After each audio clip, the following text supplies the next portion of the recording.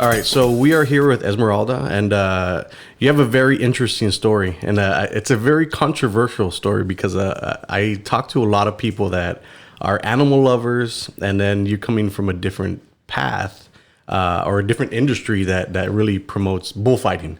So, just for a little bit of context, tell me a little bit about yourself and how you started getting into the bullfights and all that stuff. Well, I am Esmeralda Seves. I have worked around 5 years in digital marketing here in the Valley.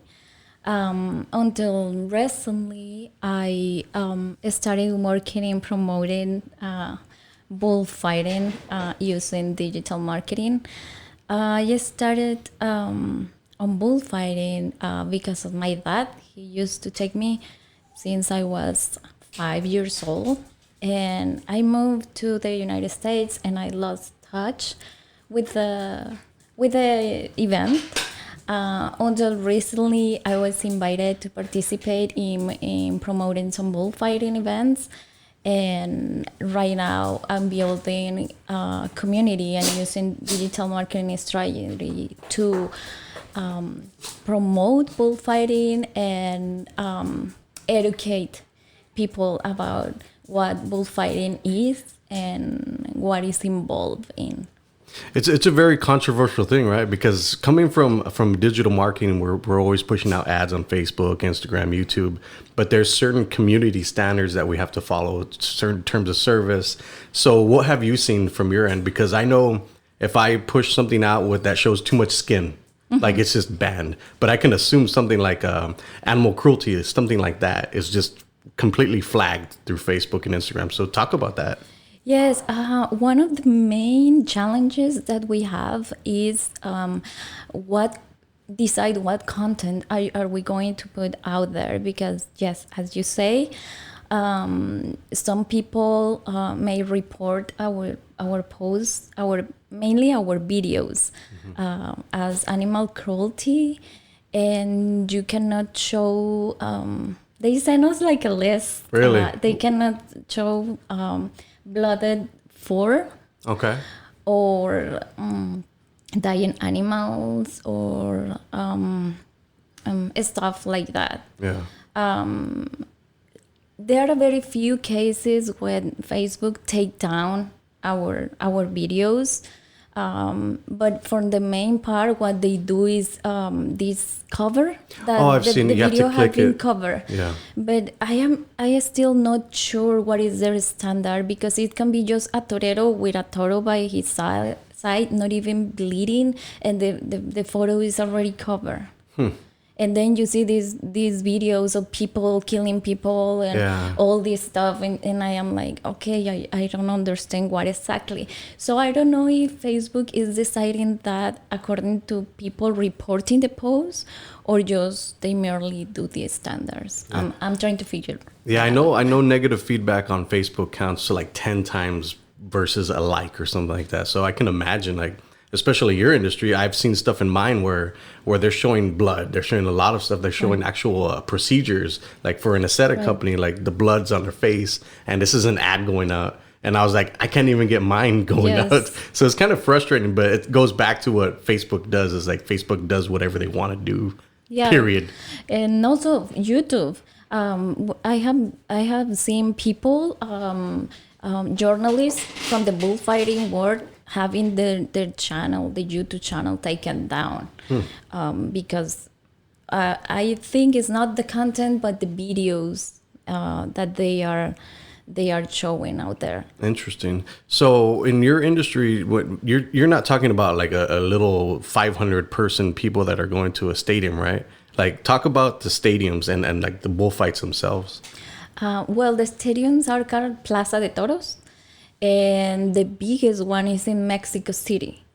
It's the biggest one in the world, more than the Las Ventas in España. So yeah, it is a big industry. Last year, for the Corrida Guadalupana, that is a traditional corrida that is held every December the 12th in honor of the Virgen de Guadalupe. Okay. It was full. Wow. Full. So how many people is it full? I feel full, nosotros decimos lleno hasta la bandera, like Wow. all the way to the top, 10,000 people Wow. there. So when you say that bullfighting is not an industry anymore, you have to consider that attendance Yeah. in Mexico City. And that's not the only one, right? There's some in Monterrey.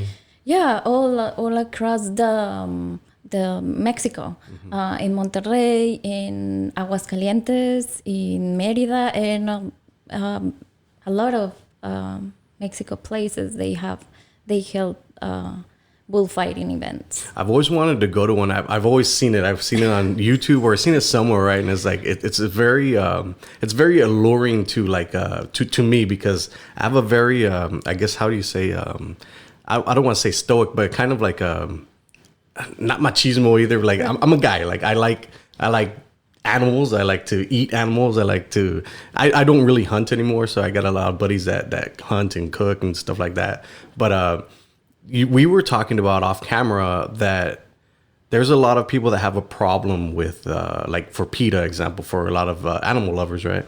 A lot of people that don't eat meat, a lot of animal cruelty, but the industry per se doesn't just throw away the animal, right? This is what, 1,000-pound animal bull. So talk about that, because I think a lot of people have a problem with that because they don't really understand. Yeah.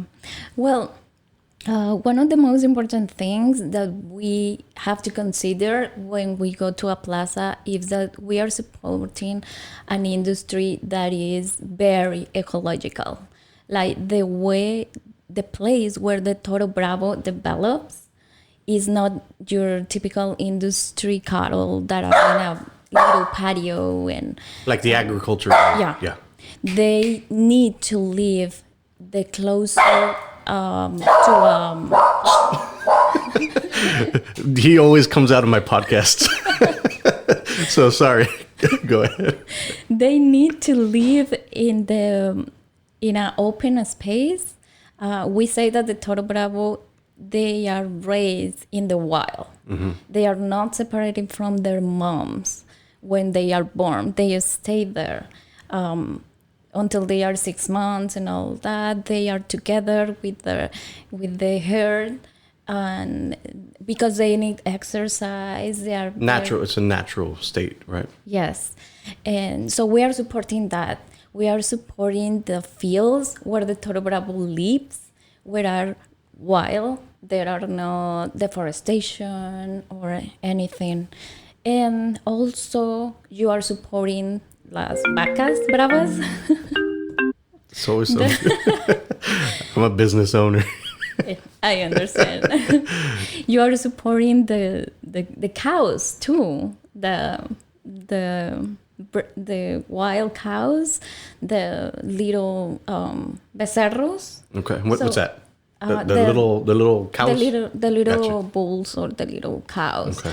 So you have all these cattle, and from there only 20% of them go to the plaza. Okay. So you are supporting all of them, the cows and the becerros and the other one, the old ones, that they are not going to the plaza anytime soon.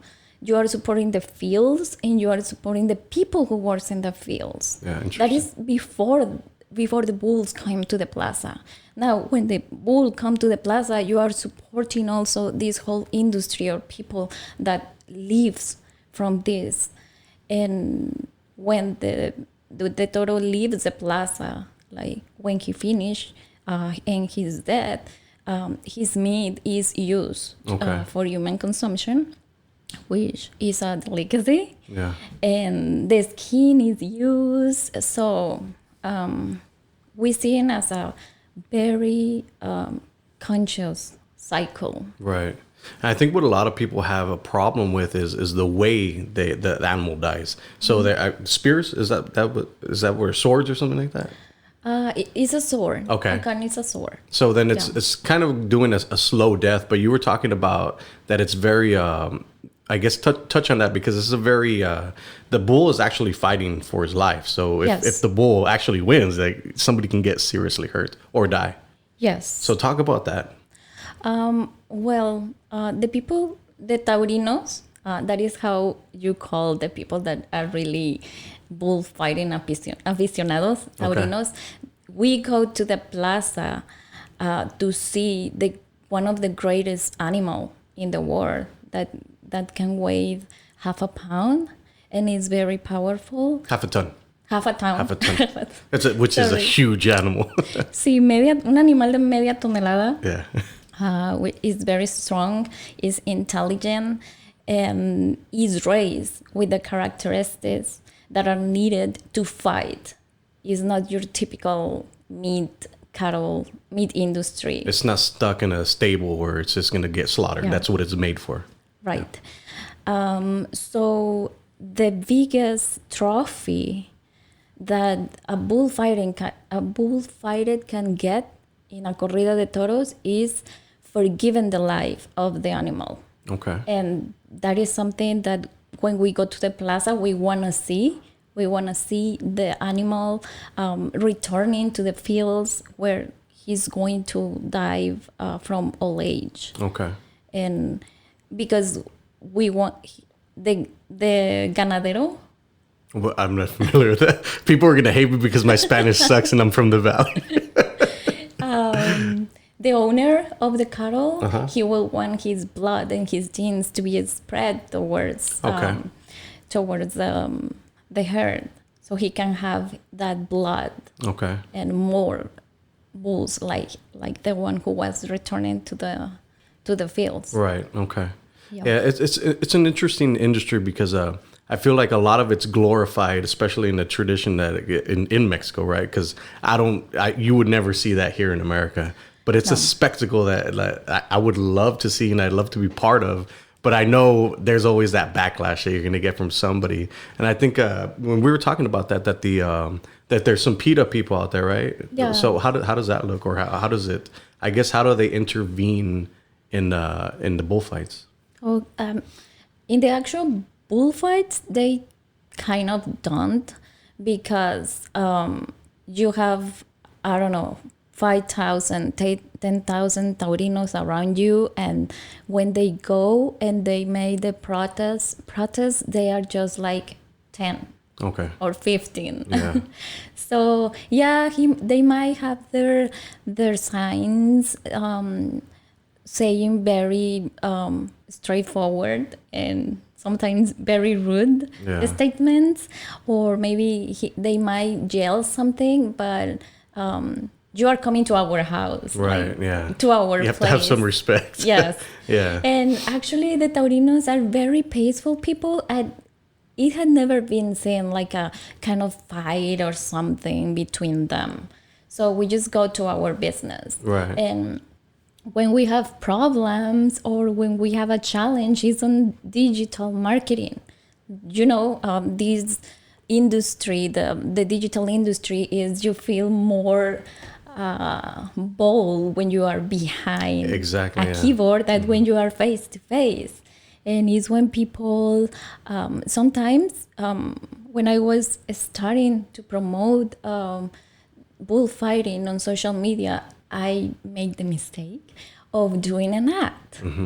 And I segmented for Plaza Toros, bullfighting, but I don't know how someone picked it up, and then I assume they reposted to a PETA group or vegan group, and then a lot of people come to your page and start saying comments, but very rude comments, bad words, and some if you talk back or respond, they take a picture of you and they post it in the comments, and it's crazy. It gets crazy.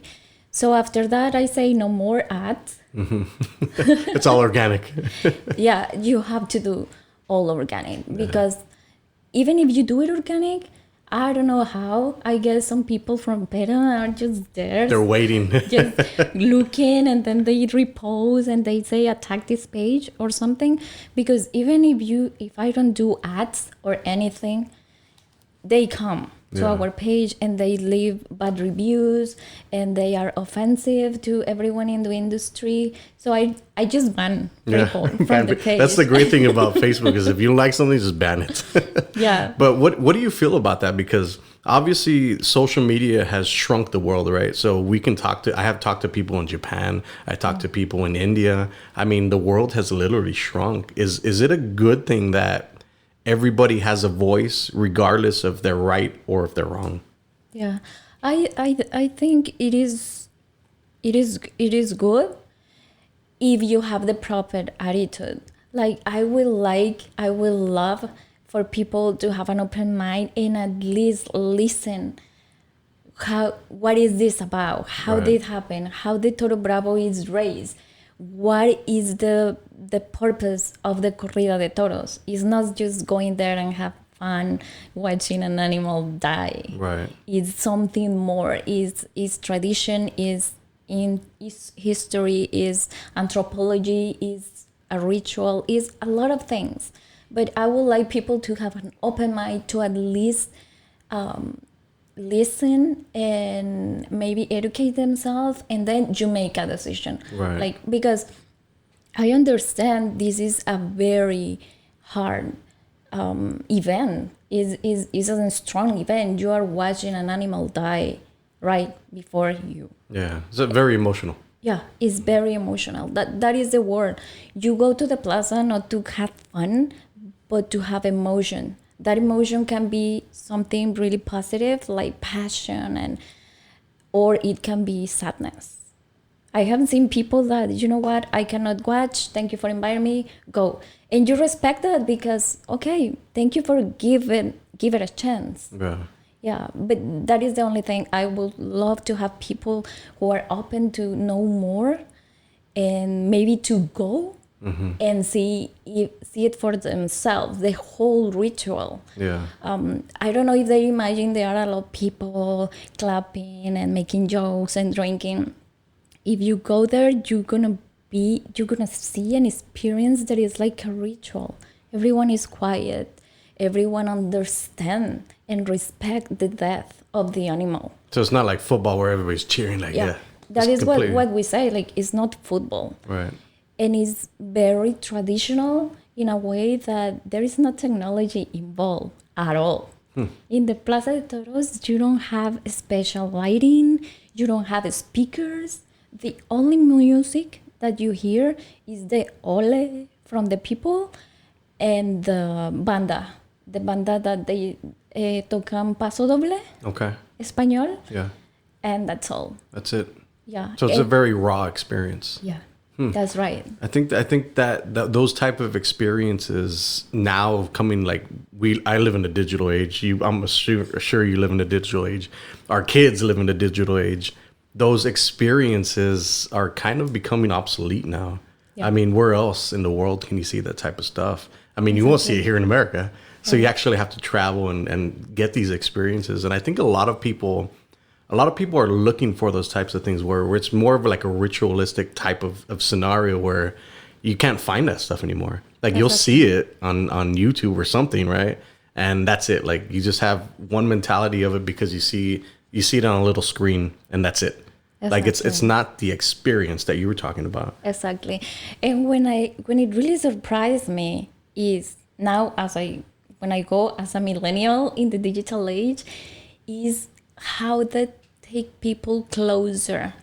In a Plaza de Toros, you don't have a seat like that, or like in a football game that you have your comfortable seat. Yeah. Do you know what you get in a Plaza de Toros? What is it? Cement with a number on it. Wow. So you are here, and the other people would be here, and other people would be here, and other people would be behind you. So their feet are gonna be like here, and then your feet are gonna be on the back of other people. Yeah. So you have to be respectful, and you have to behave yourself because you are close to a lot of strangers. And yes, they are drinking. And you know how many times have we have like a fighting or an incident in a Plaza de Toros? How many? Never. Wow. You have 10,000 people. skin to skin, drinking in an event, and you don't have any incident. Why do you think that is? I think that is the respect that we feel for the Fiesta Brava. Okay. The respect that we feel for the plaza and for the event. Because Taurinos, you don't go to a bullfighting event just like, oh, I'm boring. I'm going to Corrida de Toros. No, you go because your family takes you, your friends take you, or someone invite you. So in a way, we are all a big family. Right. Okay. That's interesting. But in the stadium, you're seeing young kids as well, right? Yes. Okay. So it's families. Yeah, okay. So how do they react to that? I took my daughter 3 years ago. She was 7. And as a millennial mom, I was like, oh my God, no, I don't know if I should take her. And I was like, well, sooner or later, he needs to see the reality. That is another thing. People are detached from the reality. People don't want to see the bad. They just want to enjoy the benefits. That's interesting that you touch on that, because I was watching a documentary the other day, and it was about American people will not eat something that looks like the actual food. So a chicken, for example, that's why they cut it up, they put it in little strips or whatever. People are less likely to eat something that it resembles a food, but you're actually seeing this. It's like hunting. Like when you actually kill an animal, you gotta skin it, you gotta take out the meat. It takes time. It's a process, something like that, right? It's interesting. And is the only event on the world that you're gonna see an animal die in front of you. Maybe hunting. Legally. Yeah. Legally, because I mean, there's dogfighting. Yeah. Legally. Yeah, legally. And I think is being in touch with death, with the process of death, which we as a society also reject. Nobody want to talk about death or sickness or an animal dying. Yeah. But here you have this event that is going to show you all that in an afternoon. So it's like an emotional roller coaster. Yes. And I say, well, my daughter sooner or later has to learn. And if she don't like it, I don't take her anymore. Yeah. She has to experience. And we go over there, and I was so worried, like, oh my God, she's going to be traumatized. You know what she did? What?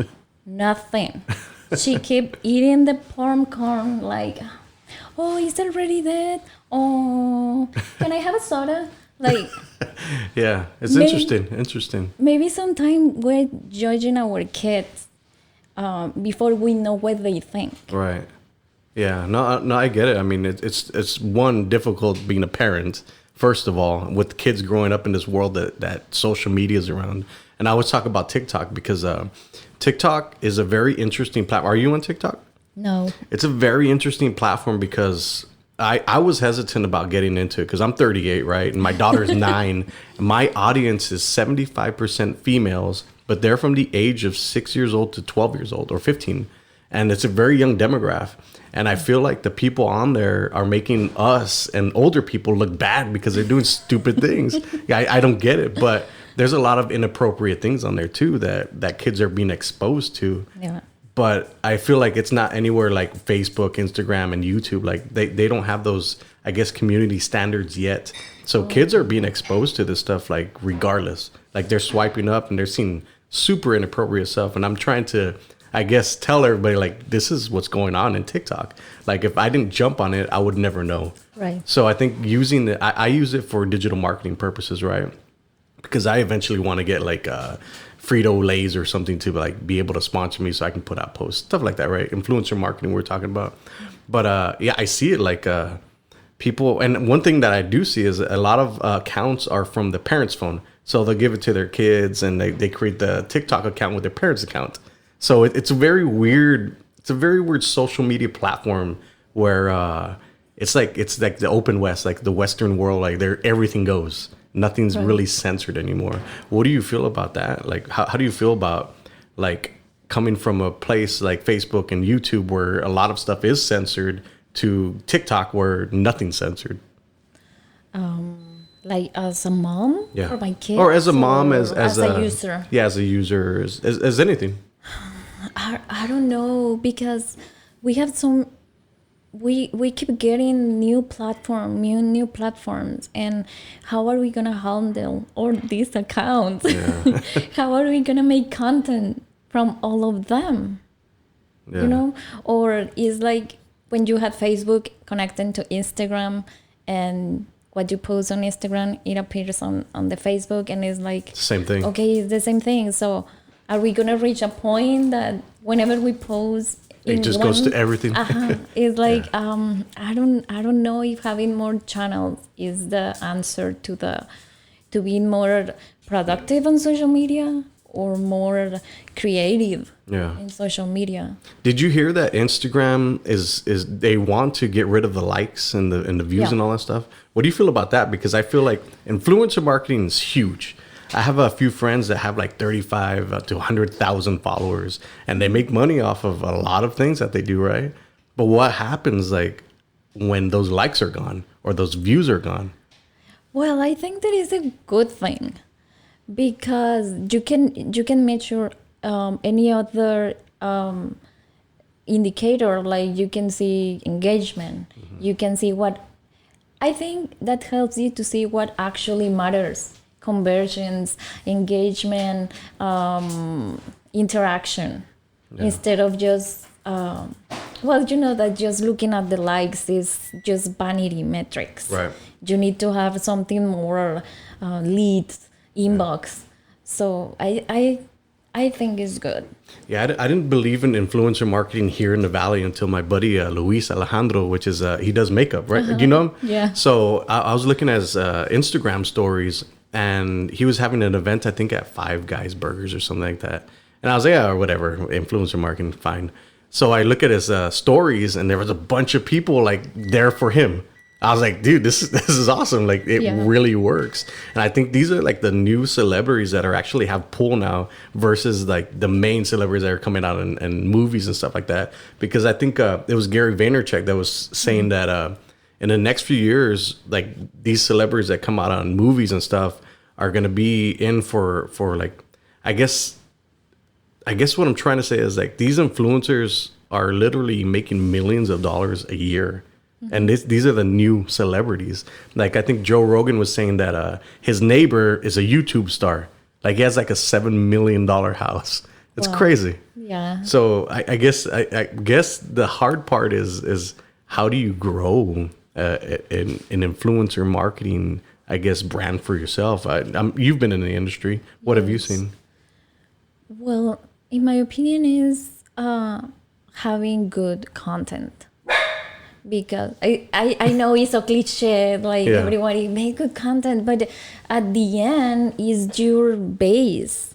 Then you can do your branding for your content and all the videos. But if you don't have something substantial to say, or something substantial to give to the world or to the user, sooner or later is not gonna be there. Yeah. But if you do tips, if you give value information, if you help them solve problems, Educational information. inspiration, you can be there for the long. And I think a lot of people, because obviously we live in an instant gratification world, but I feel like people like, well, it's not working, especially business owners, like small business owners and corporate. They're like, well, okay, I need to see these metrics today, and that's not really how it works. So I always ask this because coming from me, it's super exhausting. Like this guy's talking about this again. So it's good when I have another digital marketer in here to talk about these things, because it really gives depth to social media. It's not like your one post is going to return you thousands of dollars. Exactly. So kind of touch on that, because I think it's super important that people understand how social media really works. Well, in my experience, social media is about making a community. It's not more about selling in the first stage. Yeah. It's more about building your community, building trust, having people listen to what you have to say, And then you can reap the benefits, which is I'm selling something, and if you trust me, you can buy it. Yeah. Right? That is what social media is. It's making a community. Like that is what I did with this bullfighting. Instead of doing the traditional tactics like segmentation, ads, Yeah. I was like, okay, in this industry, this is not going to work. I need something else. So I made a community. And you know what a community I made? Memes. Memes. I love memes. It's called Tauro Meme, and it's memes about toros, about Interesting. everything, anything that happened in the bullfighting war. I have like 4,000, nearly 5,000. But for me, as a digital marketing, it was like, wow, with zero investment. Yeah. Well, my investment was making the memes, Yeah. right? Your time. Time and content. Yeah. And identifying what people need in this industry. And what I see is like the toros industry is so serious, Yeah. so traditional. Imagine your dad there, my dad there. Sometimes it's like, what are you talking about? A meme that is so disrespectful. Yeah. People are risking their lives there, Yeah. and you're making memes. And I was like, but this industry needs it. Every industry needs memes Yeah. to survive, you know? Yeah, it's like this boring stuff. Like you always see Yeah. on Facebook, like, okay, this guy's talking about, I mean, nose surgery or something. Yeah. That's super boring. But a meme about it gets attention, and then they might actually go further and look into it. Like, Exactly. I see one hair salon here in the Valley that they do memes all the time about your experience of going to the salon and all this. And it's fun to see, and you keep following that account yeah, instead of I don't say instead of, but maybe if you are more serious and this is the color and we made the color like this, like maybe if you are aiming for very young people, maybe the memes are yeah, the way to go. So we did this meme about toros, and at the beginning a lot of people, taurinos, they didn't like it.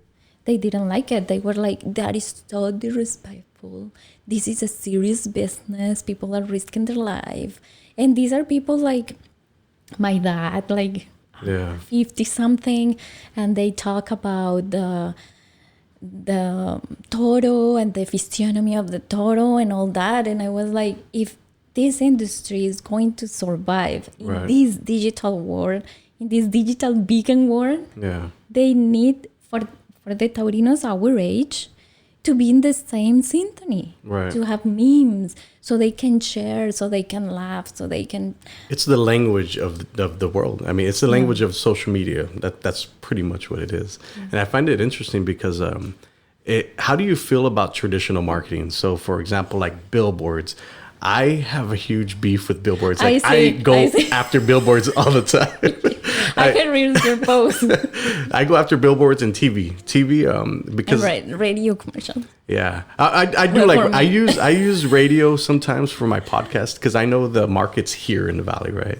But like TV, I interviewed my buddy Alex Garrido, which is UTRGV, the director, and he was talking about some places spend like 25 grand on one commercial that airs 1 month.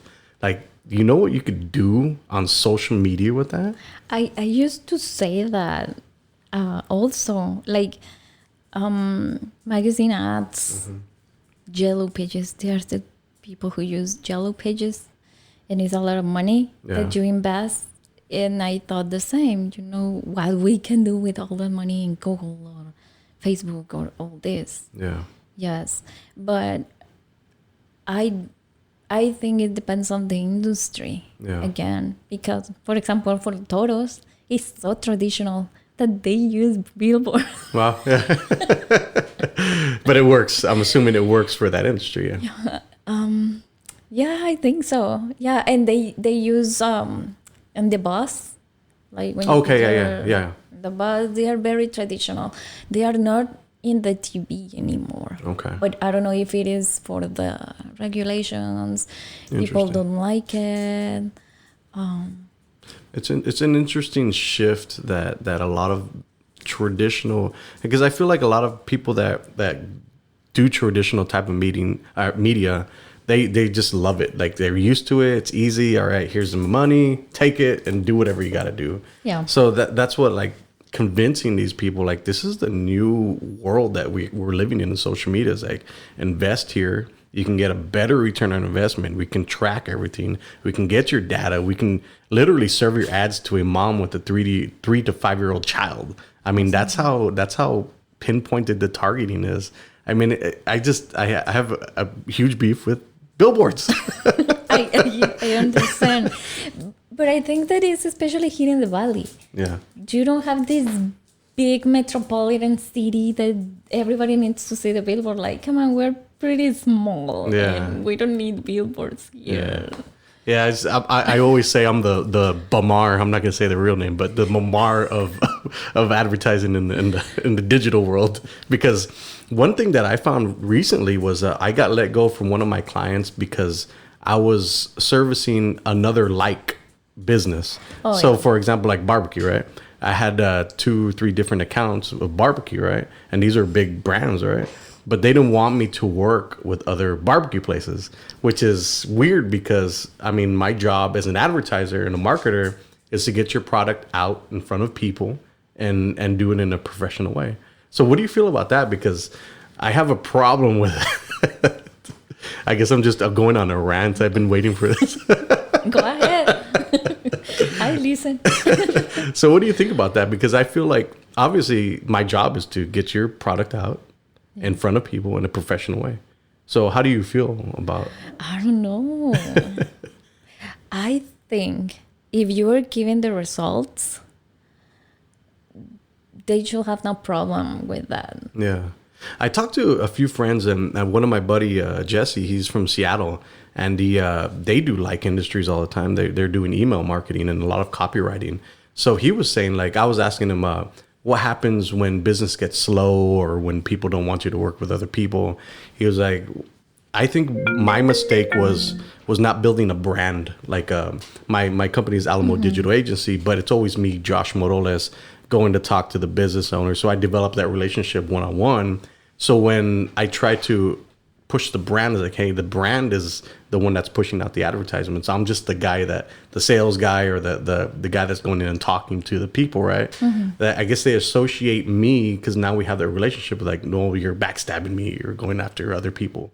But I think that was my mistake, is not building the brand behind it, because now the brand is like Lamar advertising, right? It's no longer Josh Morales going into the meetings. It's I represent a bigger thing, which is, I guess, in the eyes of a business owner, okay, now you can do whatever you got to do. How do you feel about that? I think that's what it is. I don't know. I mean, I can't pinpoint it yet. I think I always think otherwise. I read someone, a guy that I've been following is called June Loaiza. And he's very young entrepreneur, and he has like 2 ventures, and he sell the ventures, and then he has another one, and he write a blog about branding and marketing and how he raised capital and all that. And he worked an article that caught my attention, and I always remember that he say, why is a personal brand better than an agency brand? Yeah. And he say that people is easier to people to connect with another person, right, instead of like a brand, and that clients, they like treating a person because you are accessible. They can call you on the phone, and right, they can get to you very, very fast. Like they are treating a person, right, and not with a brand. It's a human experience. Yeah.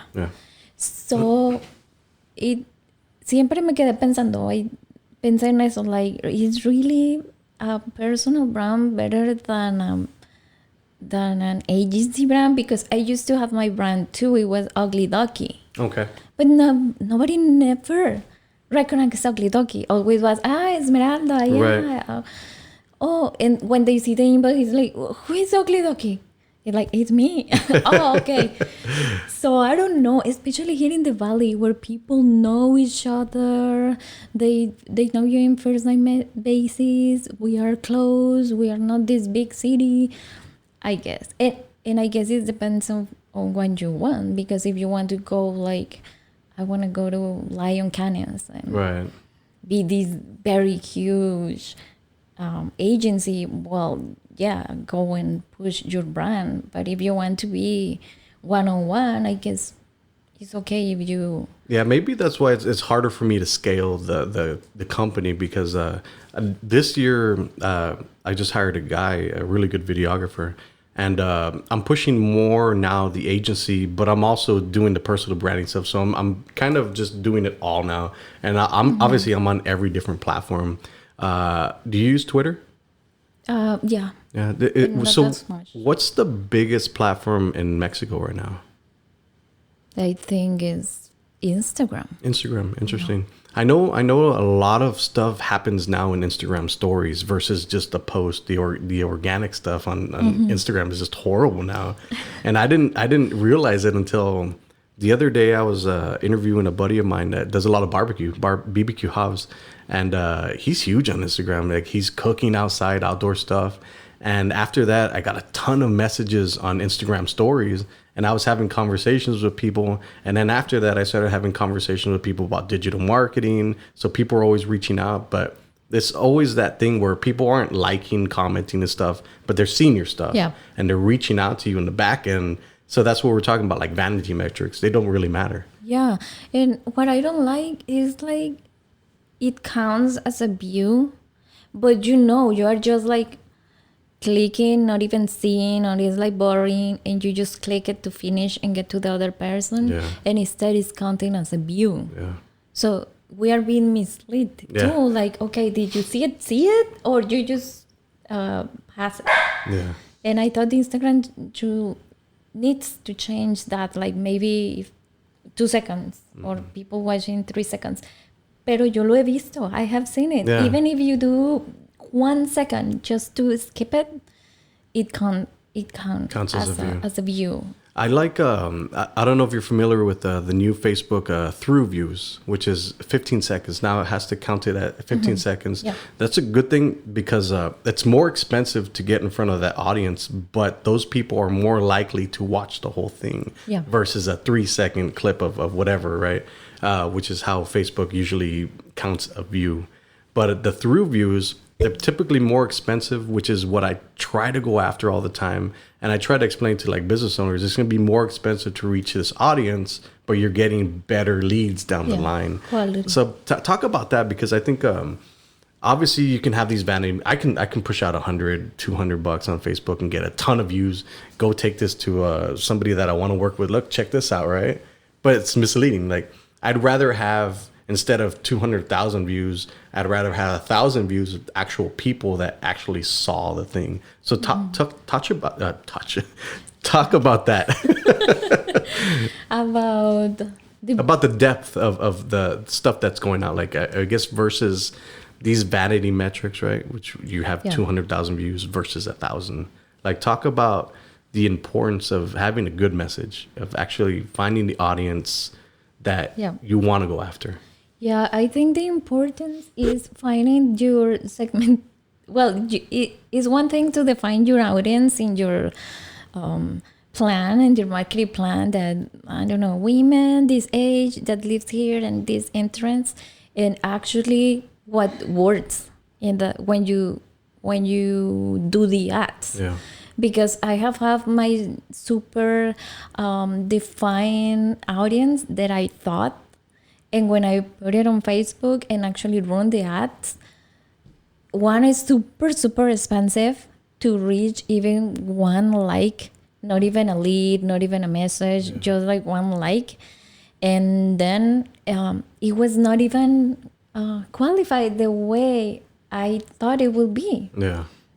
So I think it's better at first do the trial and error, that, okay, this ad with this segmentation, with this definition, gets me, I don't know, 3 inbox. Yeah. Because for me, the inbox is more worth than a share or than a like. Right. Because an inbox is like a lead. It's someone stepping in your store and asking questions. Yeah.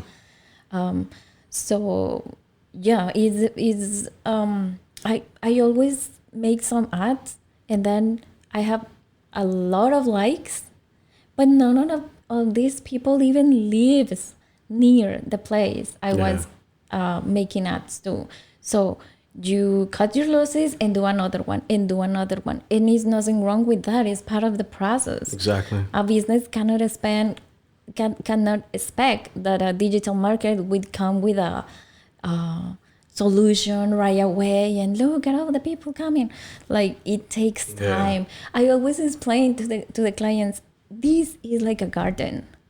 You need to plant your seed, which is open your Facebook account, but you have to every day regarla con agua. Water it a little bit more, yeah. Every day, and that will be your content. That will be the quality of your work. And I'm not saying you have to spend like huge millions in the perfect video or something. You have something professional, every day making good content until you can reap the benefits. Yeah. I think a lot of people think like the instant gratification world is like it's going to happen right then and there. But I've seen that when I'm doing marketing long term, some people come in 3 months down the line, 6 months down the line, but it's because you've been building that content over time. And a lot of people don't like that. They're like, all right, I want it now. Yeah, it's not the same taking over a business that it has been here like 5 years and 5 years of Facebook promotion and I already have an audience there that, hey, I just opened my business. Please help me. Is going to be work. Yeah. And I don't know if you agree with me, but every year gets more challenging. Yeah, and more expensive. Yeah, maybe these business owners remember when they opened an account in 2012 Yeah. and everything was free. Everything was organic. Yeah, and organic and all that. And then they expect the same results 6 years, 7 years later. Yep. Like, even in Instagram, it's more challenging to get followers than 5 years ago. Yeah, everything's getting more difficult, getting more expensive, and the tactics that you have to use are more. You have to be more involved. Social media is actual work. It's not like, all right, I'm posting a picture today. It's not like that anymore. Right. I use a lot of I've been diving into articles now, so more like the written word, because I do understand that some people watch video content, but there's also a lot of people who love to read. So they're two different audiences, or they could overlap the same audience, but I'm trying to touch every touch point possible for my clients. But I feel like a lot of clients don't really understand like the whole marketing technique. Like, all right, we're going after the people that read, we're going after the people that watch videos, we're going after the people that engage with posts. We're trying to touch everything. And this is like a somewhere like a big agency in New York would use. Like, this is the tactic they would use. And I guess they don't understand it completely. But I mean, there's definitely a lot of work, and I think it is. I think people are really underestimating the power of social media and what it can do for a business. I mean, there's people that still don't have Facebook pages, and they're opening up businesses. Like, that's the new world we live in, and it's free to open it, and it's not going to cost you that much money to get in front of people. So I guess, what tips would you give new businesses that are about to open up? How do they get into the social media game? If they are about to open, or if they see themselves like, hey, I'm gonna start a business in 2 months. Like, I think that's prime time to start priming the people. I will say it depends on the industry, on the business. But let's say it's a restaurant, the one I have more experience with. Create expectation about the opening. Also, another thing that I really like is mix the digital experience with the real life experience. I think that is the ultimate challenge for the digital marketing. So touch on that then. When you can get your audience digital, I used to have these restaurants like have like 10,000, And I always like to do events and all that. And I was like, how can I reap the benefits of this audience into the real world? Because when a business owner see the digital board translated into the real world, like, wow, there is people here just for the Facebook page. Yeah. That is where the real power of digital comes into place, and everyone is surprised. Like, I have this restaurant, and I say, you know what? Let's do an event. Do this special menu just for this event. I think it was like, I call it a vegan party. Okay. Ironic. Irony. It was because it was a healthy restaurant. So let's call it a vegan party, and do this menu for this special event, and sell the tickets online, not at the door, not anything, just online. They need to buy it online beforehand. Yeah. Oh, okay, we sold out. It's awesome. And when the business owners saw that, because she didn't have to do anything, just design a special menu for the place, and that's it. No additional investment, no other stuff. So when they see the restaurant full of people, I didn't have to do anything, just read the benefits of, we have been worked together for like 4 years. Like, this is what you can do. Yeah, it works. And you can repeat it every month if you want, or 2 months, and whatever. I think that is the ultimate proof that you can say, hey, my digital audience is here. Right. And it's something that we work for. It's the same with the plaza. Like, okay, I have this. I open a page just for one corrida de toros that is gonna be in a small town in Monterrey, and I open a page just for that. And when you translate, like, okay, I only solo junté 600 people. Yeah. Because I opened the account like 3 weeks before the event, and 600 people were in the page. But people were asking, hey, where can I buy the tickets? It's traditional, so they can get the ticket online. Yeah. Así hubiera tenido more proof. Yeah. But they were like, oh, where I go to buy the tickets and all that. We have inbox, people saying, so good that you advertise, because we didn't know. Yeah. And then you go to the plaza and there is people there. It's like, we can bring people. Yeah. Yeah, I love the events on Facebook, because I don't know, well, I'm sure you know that Eventbrite now got integrated into the Facebook events, which is awesome, because the only thing I don't like about Eventbrite is obviously the fees. They're so crazy. Like my gosh. But we do Friday Night Funnies at one of my clients' place, and it's always packed. Like, we sell tickets. Like, it works. Like, I mean, there's no other, you can't deny it, right? Yeah. These are actual people coming in that are buying tickets directly off of Facebook. And now it's even easier to retarget those people, because you can buy it based on their interests. Like, did they have an intent to purchase? Well, you can throw ads in front of them. Yeah. It's awesome. It's a really good world that digital marketers live in. But I think we need to talk about it more, because business owners don't understand it. Like, they just see, like, these guys are just doing whatever, right? And they're bringing in people. Just posting on Facebook, and my nephew can do that. Yeah, it's free. Yeah, or my daughter can do it, because she's really good at it. She has a Facebook or Instagram account. And she takes really good pictures. Yeah, I mean, with cameras now, I mean, it works. But yeah, I think that talking about it more, getting it out there, and spreading the word, like, from digital marketers like ourselves, like, it's super important that people understand, like, the power behind what we're actually doing is driving sales versus not having this and not having anybody. Right. So before we finish off the podcast, I just want to make sure people can find out more about you, or learn more about you, or if they want to reach out to you about anything that you have coming up. You have Comer RGV? Que Comer RGV. So yes. talk about that a little. Well, Que Comer RGV, I opened the Instagram and Facebook, I think back in 2012. Okay. And I wanted to be an app to people finding where to eat. But then it comes all these apps that do that for you. Yeah. So I was like, I just want to post pictures of what I'm eating. And right now, I think is the biggest foodie influencer in the Valley. Nice.